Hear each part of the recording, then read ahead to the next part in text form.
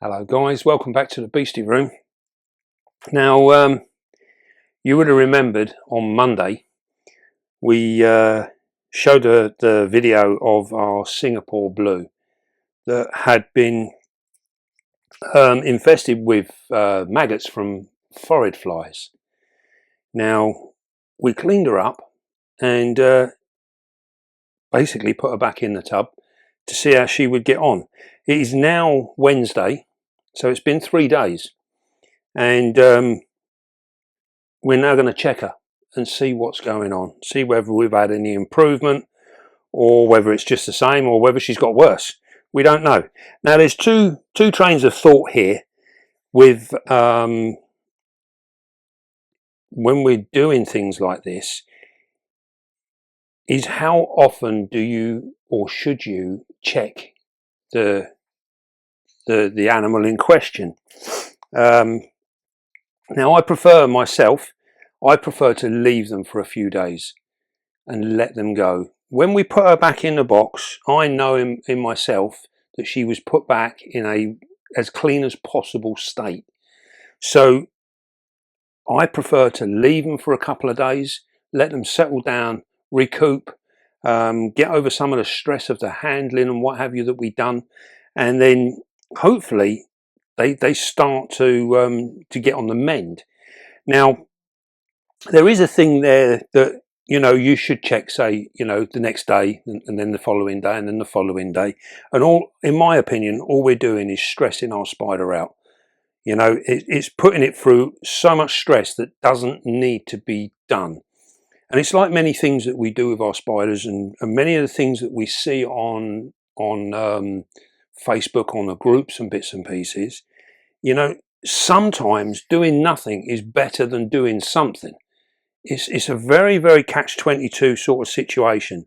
Often or not, I feel when I'm reading a lot of these posts, I feel people intervene far too early and too often. And this is half the problem. And it's because of it's human nature. We feel if we're not actually doing something, we're not looking after them properly. We're not making the effort. Sometimes doing nothing is better. So we've left her for 3 days. Now, in my opinion, and what I've learned over the years, them 3 days aren't going to make any difference because she was put back clean. So she should, in theory, be in a good state. So what we're going to do is we're going to check her now, and we'll see what she was like. I mean, she was still pretty strong back on Sunday when we pulled her out, and she still had a fair bit of fight in her. Now she has actually webbed up. There's quite a bit of webbing here. Not sure if the camera's picking it up through the box. We can go through the top, and we can see there. You can see there where she's webbed up. She's done her bowl as well. Yeah, she's webbed all of her bowl in there as well. All the water's gone. One nice thing, I've not seen any flies in the box. And I want to have a talk about these flies a bit later. Well, we're going to check her out first, and then we're going to have a proper chat, because there seems to be some real confusion as to what is actually going on here. And we will try and make it a bit simpler.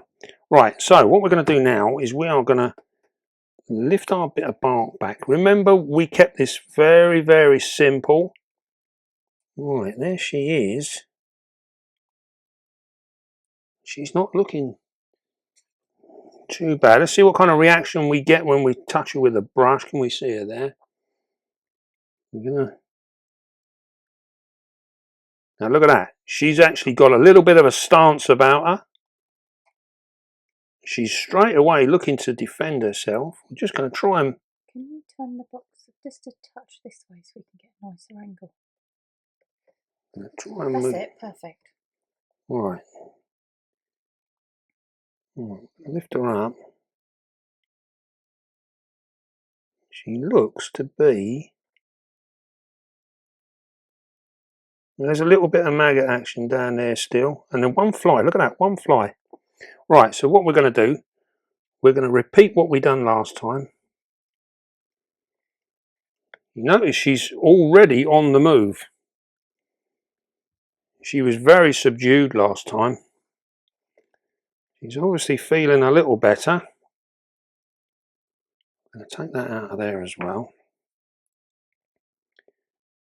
Now, I wonder whether we can actually just grab a hold of her while she's in the box. So what we're going to do, we're going to use the sponge again. Come down.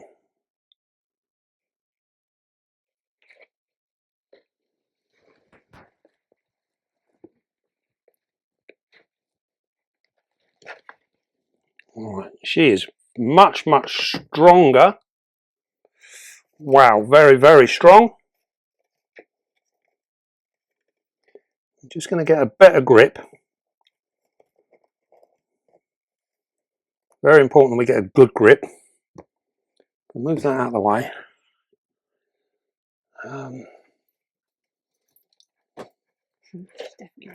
She's definitely got a bit more go in her.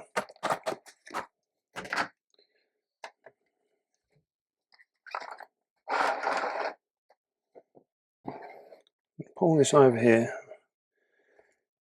This lamp has got a magnifier on it, which means I can see a lot better. What we're going to do now, we're just going to have, yeah, you see how she's responding straight away. She is definitely perked up somewhat, which is going to make this quite difficult.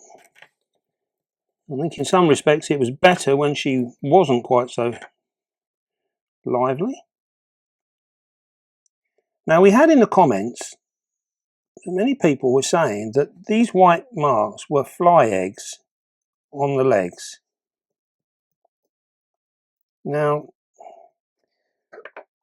we have, when we looked at her before, they were very just dry, husky bits. So it's almost like whatever was in them had already left. As you can see now, these are just dry. I could do with 3 hands here. So these are just husky bits.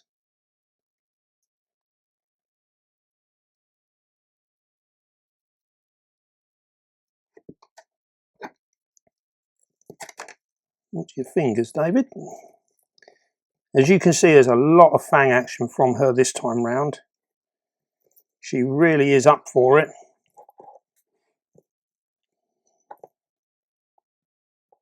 Much harder to hold on to her now. As you can see there, there's nothing in these. These are just dry bits. Now, there was lots of comments to say that they were actually eggs. Now, that might well have been the case when they started. But as I thought when we done the first video, I thought they were literally just dry. And they are. They're just like husks. Right, so what we're going to do now, we're going to have a little look underneath her. And this is...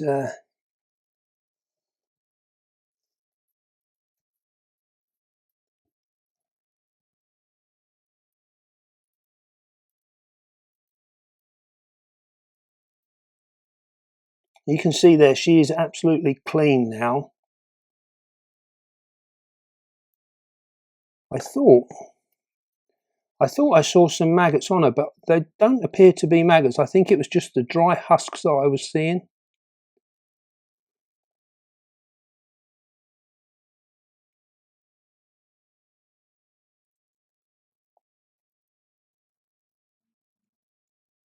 Right. What we're going to do, as you can see, she is much more lively. And what we're doing now is we just want to get on with it. Clean her up as best we can. I'm very, very pleased to see that there's nothing under here anymore. Will she start cleaning herself if she feels better? Well, yeah, but she can't clean these very, very small pieces. This is the problem. But there is no maggots. I haven't seen a single maggot. So that is very, very, very good. On the leg here, you see these white bits. This is what everyone was saying was eggs. And it may well have been eggs originally, but these are just dry husks. So they could just be the cases from the eggs. As you can see there, they literally just brush off.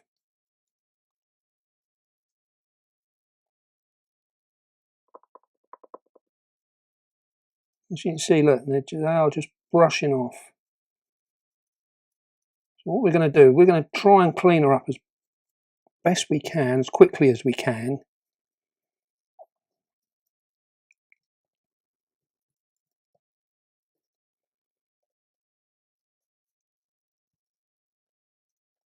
Now sometimes when you're doing stuff like this, it's better just to get on with it and get it over and done with quicker rather than spending all afternoon on it. So you're better off just getting on with it, and then hopefully we can minimize the time, which in turn minimizes the stress. She's already stressed, so you know, we just need to get on with it. Right. She's looking much, much cleaner than she was, and she has got some serious strength in her now. Right, I think what we'll do is we'll just whop a bit of water on that.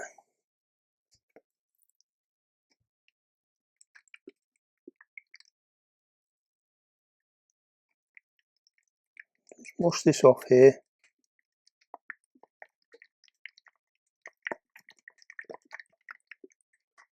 This is probably going to sound stupid, but you can't drown her like that, right? No, no.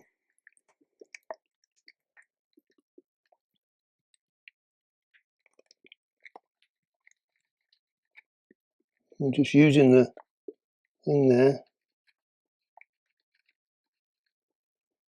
There we go. As you can see there, she's very, very clean. Absolutely, absolutely wonderful. Beautiful job, beautiful. Right, so we're not going to muck around anymore. We are going to put her back in her box. We're going to stick on a bit of stuff in. See, this is the other thing, you see, you become adept at doing everything one-handed. Yeah, when we were flying our hawks, everything had to be done with one hand. So we'll give her some fresh water. You notice now, as soon as we stop messing around, she settles down.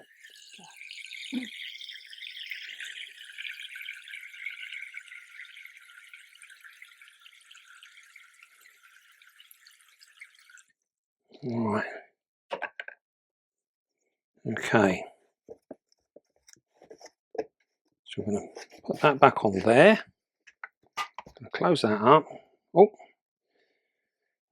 What we're going to do, we're going to try and put her back in the box. You remember me saying before in the last video, it's often better to release them onto the table and then catch them up in your catch cup, because they can, once their feet touch something, they can flick round, and they've got these tiny little hooks that are, once they get a grip of something, they do not let go. So, right, we are going to literally let her feel the floor. I'm going to run our finger out. I'm going to leave one finger on the carapace. that's got a little bit of mild pressure on it, just pushing her down onto the wood. We're going to let go.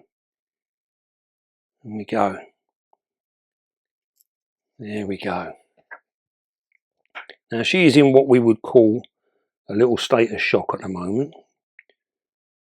So she still thinks she's being held. There we go. Look at that. So what we will do now, she's gone. Straight back, she's underneath a piece of wood. Absolutely perfect. Right, we're going to put the lid back on.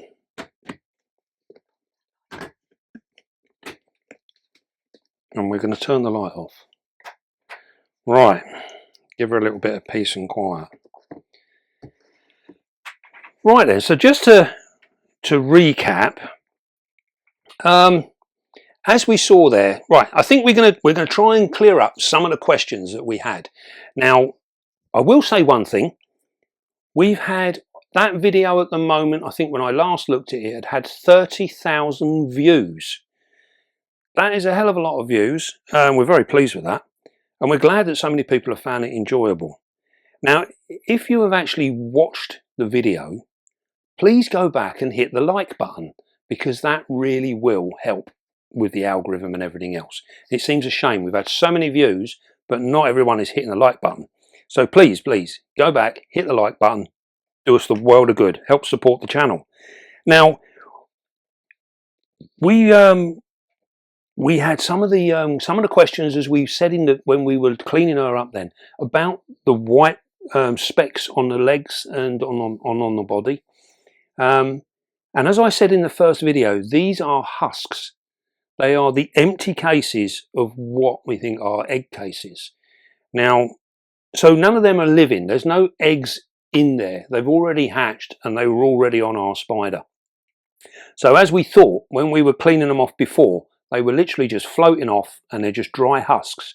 And as I hope we showed in this video, exactly what that is. They are dry husks. So there's no need to worry. There's no need to panic.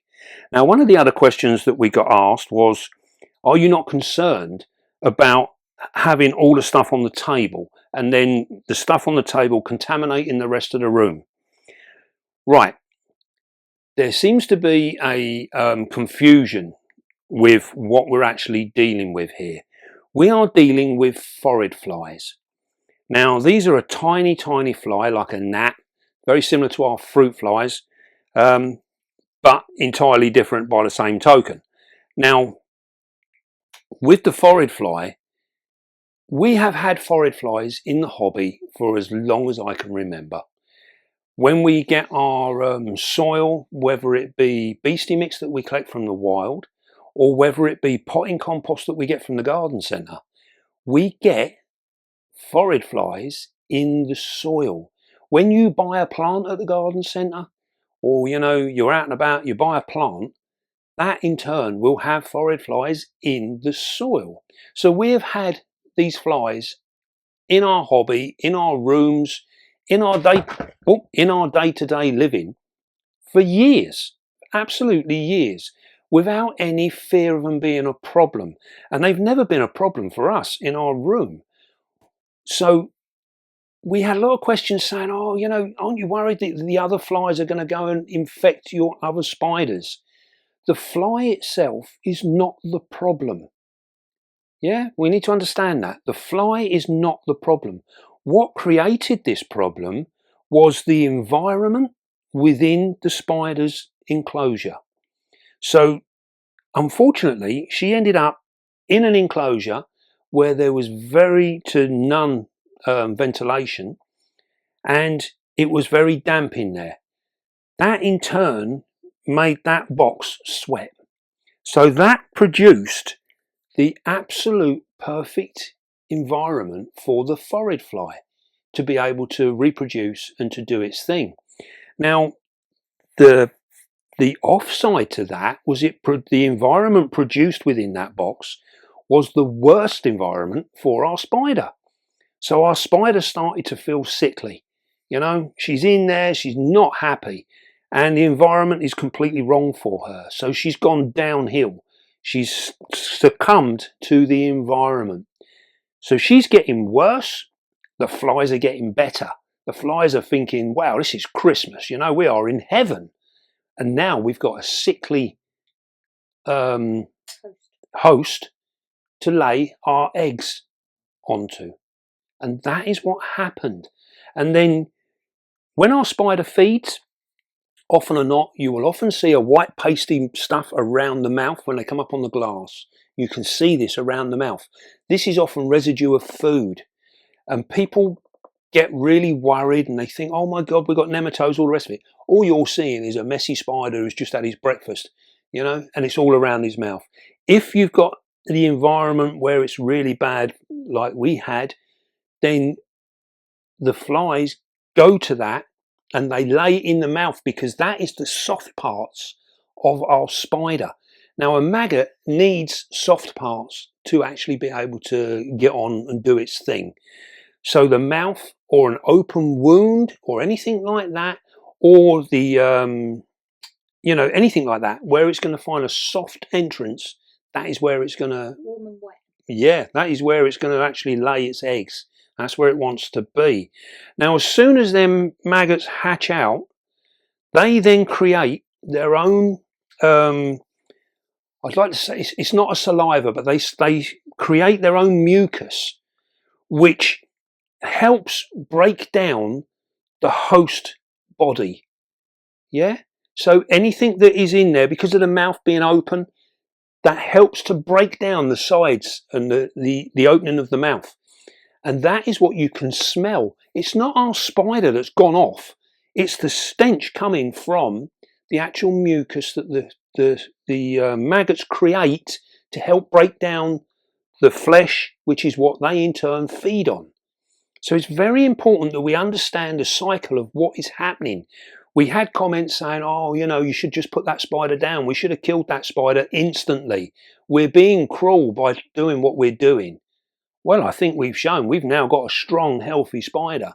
She could have ended up in the freezer, you know, and that's because we looked at it, we assessed the situation, and we then, you know, had a plan that we put into play, and touch wood, we are flying along in the right direction. That spider, I think you will agree, is much stronger after 3 days.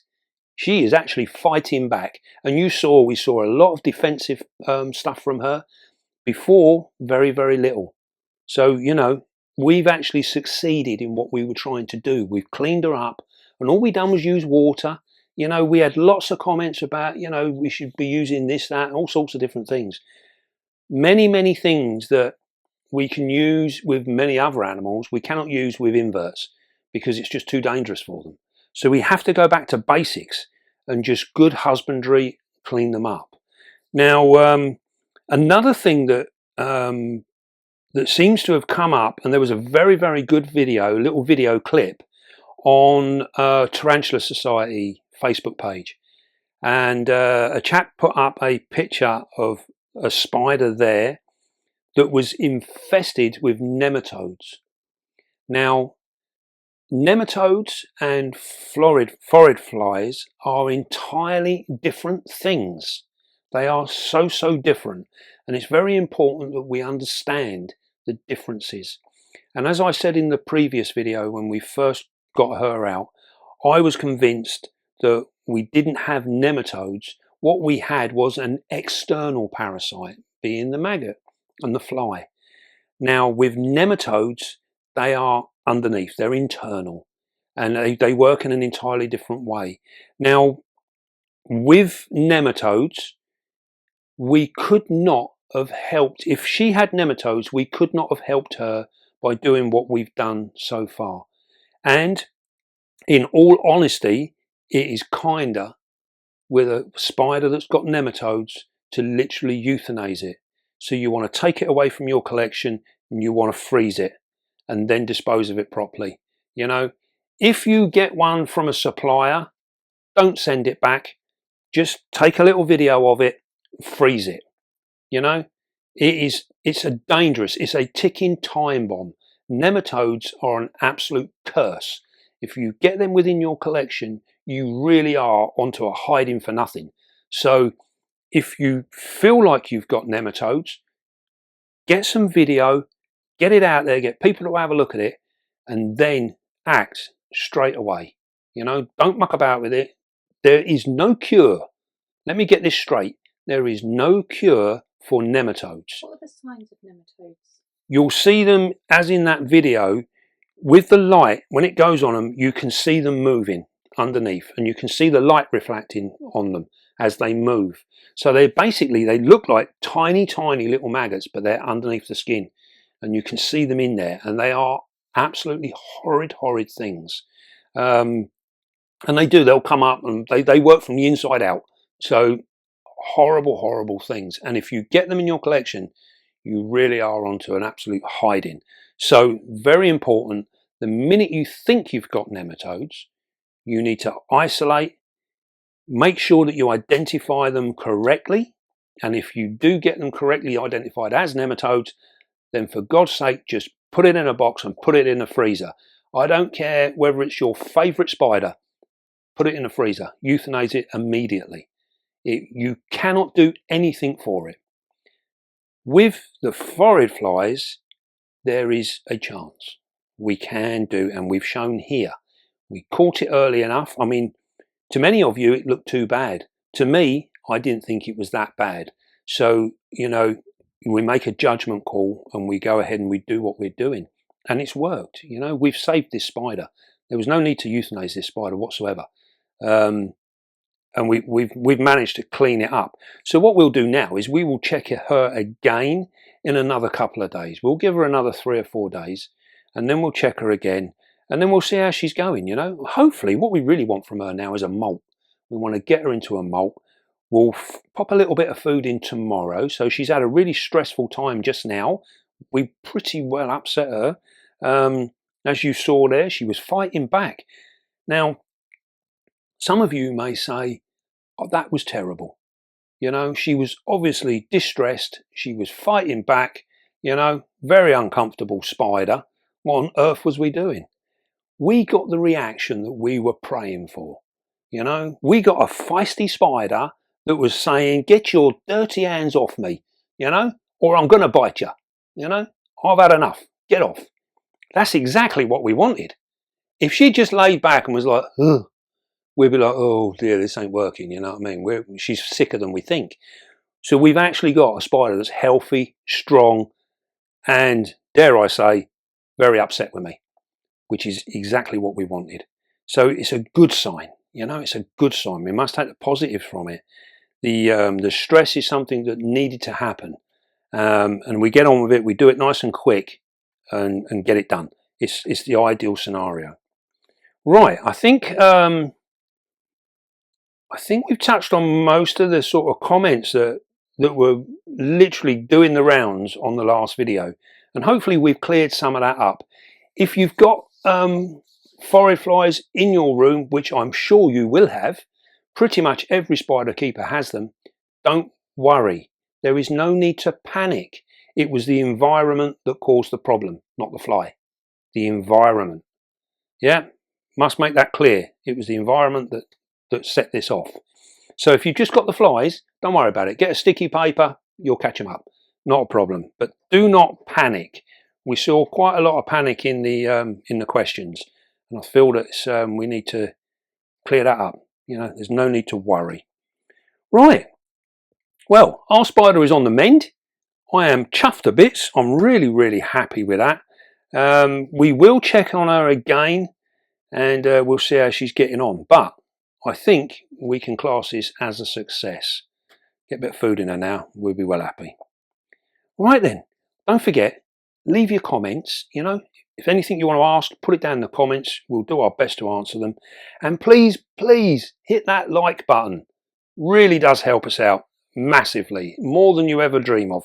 So please hit the like button. And right, until next time, don't forget, be calm, be gentle, and love your spider. And I'll see you soon, guys.